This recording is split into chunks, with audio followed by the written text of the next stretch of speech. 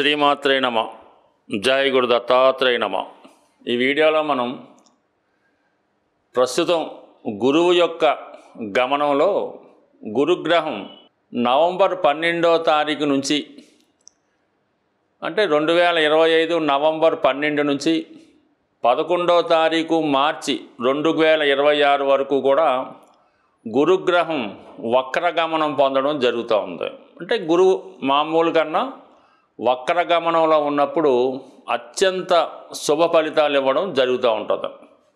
So మళ్ళా మనకి ఇదే గురువు అక్టోబరు 18వ తారీఖు నుంచి డిసెంబరు 5వ తారీఖు వరకు అంటే ఇంతంతా 2025వ సంవత్సరం అక్టోబర్ 18 నుంచి డిసెంబర్ 5 వరకు కూడా గురువు కర్కాటక రాశిలో సంచరించడం జరుగుతూ ఉంటుంది. అంటే అక్టోబర్ 18న కర్కాటకంలో ప్రవేశించిన గురువు నవంబర్ 12వ తారీఖున వక్రగమనం పొంది తిరిగి మళ్ళా మిథున రాశిలోకి ప్రవేశించడం జరుగుతుంది.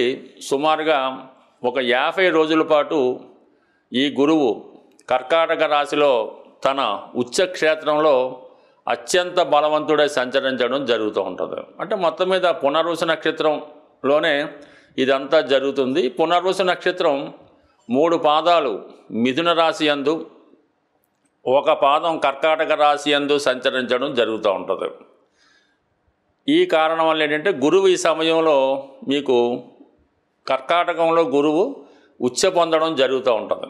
ఏదైనా ఒక గ్రహం ఉచ్చక్షేత్రానికి వెళ్తున్నప్పుడు అత్యంత బలం పుంజుకొని తన యొక్క శుభ ఫలితాల్ని వివిధ రాశుల వారికి, గురుదశ జరుగుతున్న వాళ్ళకి, గురువు యొక్క అంతర్దశ జరుగుతున్న వాళ్ళకి అనుకూలంగా ఇవ్వడం జరుగుతూ ఉంటుంది. సో అయితే ఇప్పుడు ఈ గురుగ్రహ ప్రభావం ఏ రాశి వారి మీద ఏ విధంగా ఉంటుందో తెలుసుకునే ముందుగా ఇక్కడ చిన్న మళ్ళీ లాజిక్ కూడా ఉందన్నమాట. ఈ ప్రస్తుతం ఈ రాహుగ్రహం గురువు యొక్క నక్షత్రం అయినటువంటి పూర్వభాద్ర నక్షత్రంలో సంచరించడం జరుగుతుంది.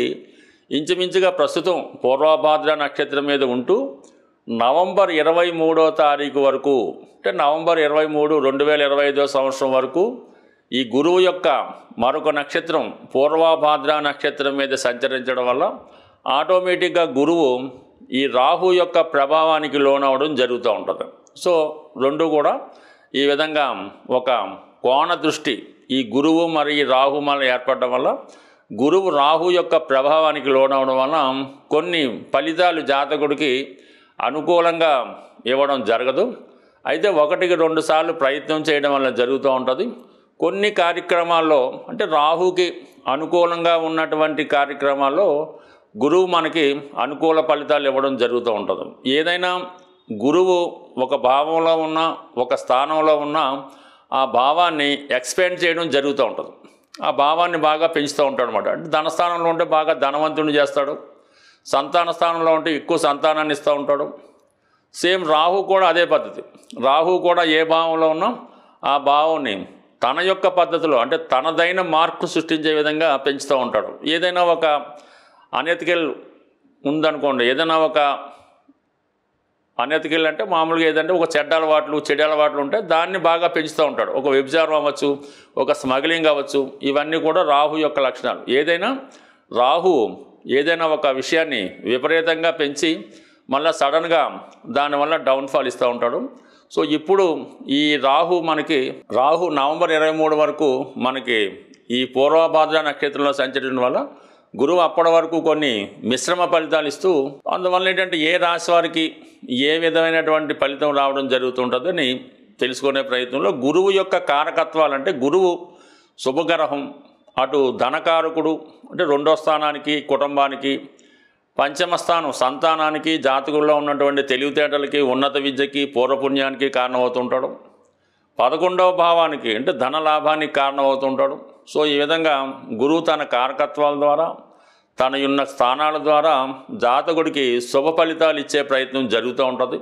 సో ఏదైనా ఒకే నక్షత్రంలో అంటే గురువు యొక్క నక్షత్రం ఏంటంటే పునర్వసులో ఈ 310 రోజులు అతి రేరుగా సంచరించడం జరుగుతూ ఉంటుంది. అంటే ఏదన్నా పునర్వసు నక్షత్రం అంటే చాలా బలమైన నక్షత్రం అన్నమాట. అంటే ఏదైనా ఒక ప్రాంతం కానీ ఒక వ్యక్తి కానీ ఒక వంశం కానీ ఏదైనా దారి తప్పుతున్నప్పుడు అక్రమ మార్గాల్లో వెళ్తున్నప్పుడు తన యొక్క ఉనికిని కోల్పోతున్నప్పుడు ఈ పునర్వసు నక్షత్రంలో ఆ కుటుంబంలోనో ఆ ప్రాంతంలోనో ఎవరో ఒకరు జన్మించి దాన్ని అంతా కూడా మళ్ళా తిరిగి కొత్తగా సామ్రాజ్యాన్ని స్థాపించడం, సస్యశ్యామలం చేయడం, అంతరించిపోతున్నటువంటి ఆ వంశ గౌరవాన్ని తిరిగి నిలబెట్టడానికి ఈ పునర్వసు నక్షత్రం కారణమవుతుంటుంది. అంటే పునర్వసు నక్షత్రం అన్నది ఏంటంటే తిరిగి సాధించడం అన్నమాట. అంటే పోగొట్టుకున్నటువంటి ప్రతిభని సాధించుకోవడం జరుగుతూ ఉంటుంది.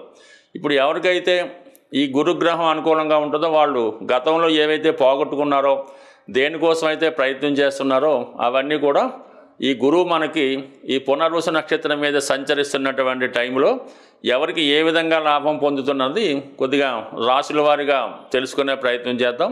సో ఏదైనా ఈ డేట్లు ఇవన్నీ కూడా 1-2 సార్లు మీరు విని జాగ్రత్తగా గమనిస్తే అటు జ్యోతిష విద్యార్థులకి, జ్యోతిషంలో కొత్తగా ప్రవేశిస్తున్న వారికి, అలాగే మంచి ప్రయత్నాలు చేద్దామని ఎదురు చూస్తున్న వాళ్ళకి కూడా ఈ యొక్క వీడియో మీకు బాగా ఉపయోగపడుతుందని ఆశిస్తూ కొద్దిగా డీటెయిల్గా, కొద్దిగా పెద్ద వీడియో అయినా డీటెయిల్గా చెప్పడం జరిగింది.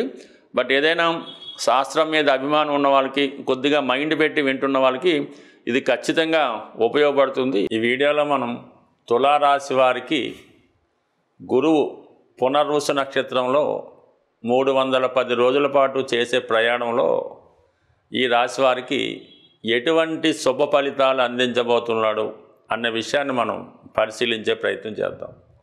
అంటే పర్టికులర్గా ఏదైనా ఒక గ్రహం గోచారరీత్యా ఏ రాశిలో ప్రవేశిస్తే ఆ రాశి అధిపతి ఫలితాలు ఇవ్వాల్సి ఉంటుంది. అలాగే ఏ నక్షత్రం మీదకి వెళ్తే ఆ నక్షత్రాధిపతి ఫలితాలు కూడా ఇవ్వాల్సి ఉంటుంది. ఇంకా డెప్త్కి వెళ్తే సబ్బాది ఉంటుంది, అంత డీప్ మనకు అక్కర్లేదు. కానీ మరి పునర్వసు నక్షత్రం గురువు యొక్క సొంత నక్షత్రంలో ప్రవేశించడం వల్ల మనకి ఏమవుతుందంటే గురువు కంప్లీట్గా తన ఫలితాలు ఇవ్వగలుగుతాడు. అంటే వేరే గురువు మీద వేరే ఒత్తిడి ఏముండదు అన్నమాట. కంప్లీట్గా మన ఫలితాలు ఇవ్వడానికి సిద్ధంగా ఉంటాడు. తులారాశి వారికి గురువు తృతీయ షష్టాధిపతి. ఈ రాశ్యాధిపతి శుక్రుడికి శత్రుగ్రహం అవటం వల్ల మరి అంత సమమైన ఫలితాలు ఇవ్వలేకపోతూ ఉంటాడు. అయితే సహజంగా శుభగ్రహాలు ఎప్పుడు కూడా చెడ్డ ఫలితాలు అయితే ఇవ్వవు. మంచి ఫలితాలు కూడా చాలా వరకు ఎంతవరకు అవసరమే అంతవరకు ఇస్తూ ఉంటాయి. అంటే శుక్రుడే మహామేధావి. అటువంటి శుక్రుడికి గురువు తను ఏదైనా మంచి మార్గంలో వెళ్ళనప్పుడు సరైన మార్గంలో పెట్టే ప్రయత్నం గురువు చేయడం జరుగుతూ ఉంటుంది. ఇప్పుడు ఈ తులారాశి వారికి శుక్రుడు 9వ స్థానంలో ఉన్నాడు.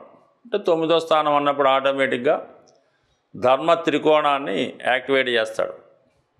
1, 5, 9 అంటే సాధారణంగా ఈ తులారాశి వారికి ప్రస్తుతం పూర్తి ఫలితాలు పొందడం వల్ల తన నడవడిక మార్చుకుంటారు, మంచి ప్రయత్నాలు చేస్తూ ఉంటారు, దైవభక్తి పెరుగుతుంది, ఒక క్రమశిక్షణతో, ఒక పద్ధతిగా, ఒక డిగ్నిఫైడ్గా, ఒక డీసెంట్గా ఉండడానికి ప్రయత్నం చేస్తూ ఉంటారు. చిన్న చిన్న బలహీనతలు ఉంటే దాన్ని బయటపడి ఒక కార్యక్రమాన్ని చేపడుతుంటారు అనమాట. అంటే రోజు మనం 6 గంటలకు లెగాలి, టెంపుల్కి వెళ్ళాలి, ఏదో కొంత వాకింగ్ చేయాలి.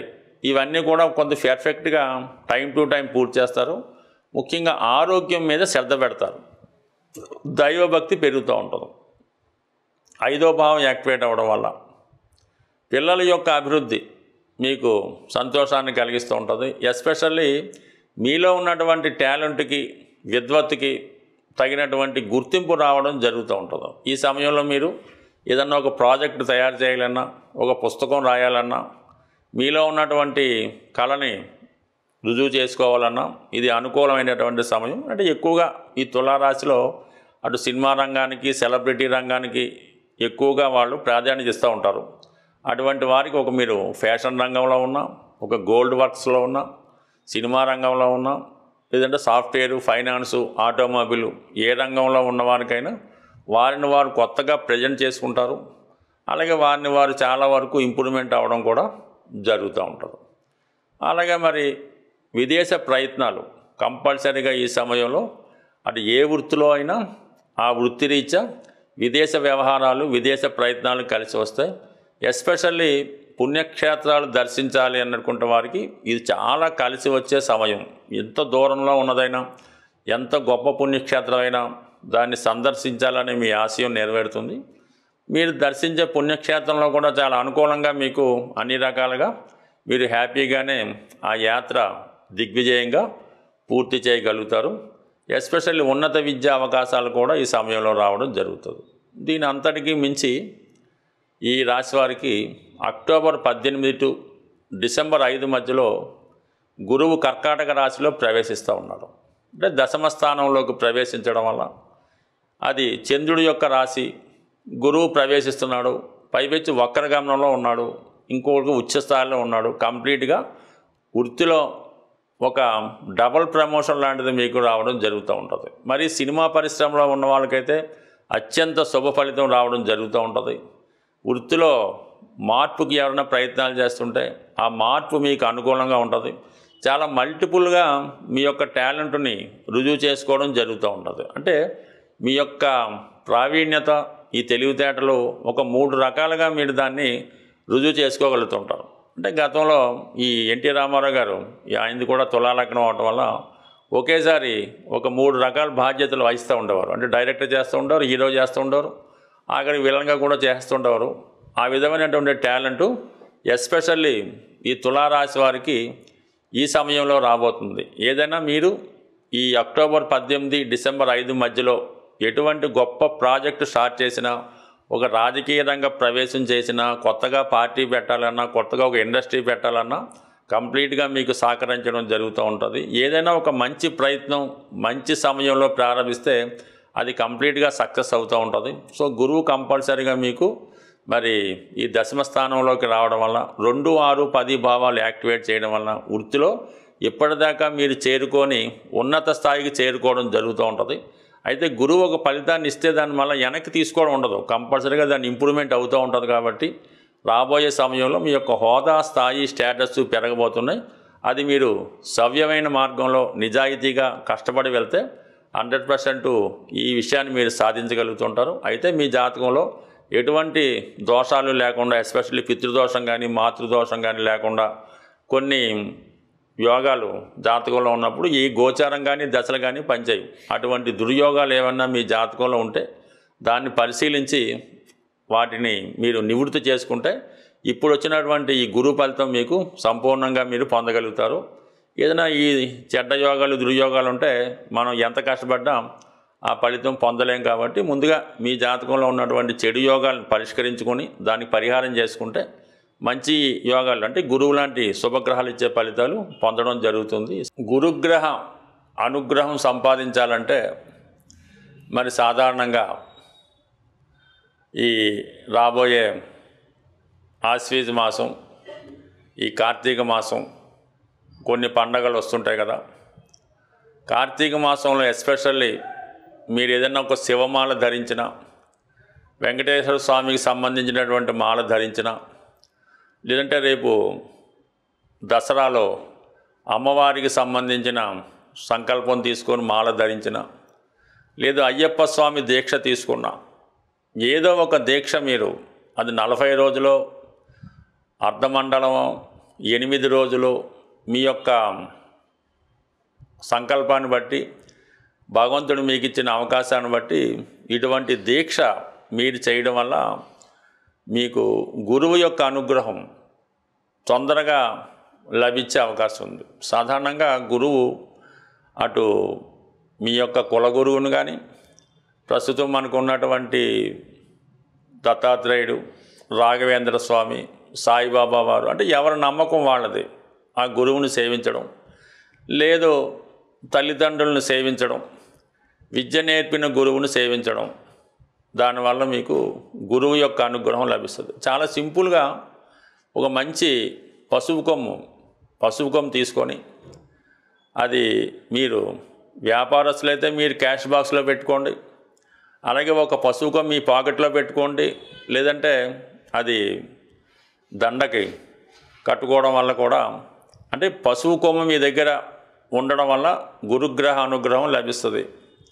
అదే గురువారం రోజు దైవాన్ని పూజించడం, అంటే గురువారానికి గురువు అధిపతి అవుతుంటాడు.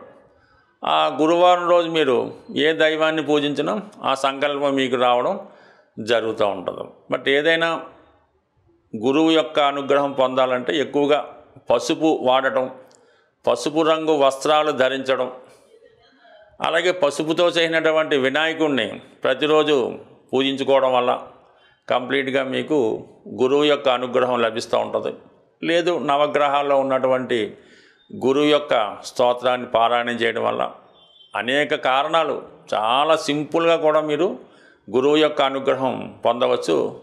కేవలం విఘ్నేశ్వరుని గరికతో అర్చించడం వల్ల అయితేనే, వెంకటేశ్వర స్వామిని తులసి దళాలతో పూజించడం వల్ల అయితేనే, శివుణ్ణి శుభ్రమైనటువంటి గంగాజలంతో అభిషేకం చేయడం వల్ల అయితేనే, సో ఏ కార్యక్రమం చేపట్టినా కంప్లీట్గా మీకు గురుగ్రహ అనుగ్రహం లభిస్తుంది. గురుగ్రహ అనుగ్రహం ఉంటేనే జీవితంలో అదృష్టం దొరుకుతుంది. సో ఏదైనా మరి గురువు యొక్క అనుగ్రహం ప్రతి ఒక్కరు కూడా చాలా సులభంగా పొందవచ్చు. మీరు పెద్ద కష్టపడకుండా సులభంగా మన గురువులు చెప్తున్నటువంటి అంటే చాగంటి కోటేశ్వరరావు గారు, సామవేదం షణ్ముఖ శర్మ గారు వారు చెప్పినటువంటి ప్రసంగాలు విన్నా కూడా గురుగ్రహ అనుగ్రహం తప్పక లభిస్తుంది. స్వస్తి.